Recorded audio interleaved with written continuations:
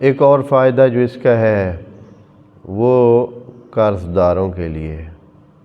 ہمارے عام طور پر انسان قرض دار ہو ہی جاتا ہے، وسائل والے بھی اور کم وسائل والے بھی اور بے وسائل بھی، سارے ہی کسی نہ کسی انداز میں مقروض ہو جاتے ہیں۔ قرض کی ادائیگی کے لیے آپ بکثرت سورہ انا انزلنا پڑھا کریں، مسلسل پڑھتے رہیں۔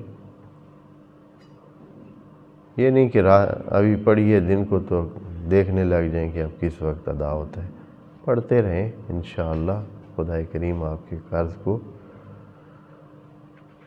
بس یہ ہے کہ انسان جس طرح دنیاوی کام بڑے دھیان سے کرتا ہے نا اور ڈٹ کے کرتا ہے اپنی دنیاوی مشکل کو رفع کرنے کے لیے، یہ والے کام کرتا نہیں ہے، اس لیے اکثر ناکامیاں رہتی ہیں۔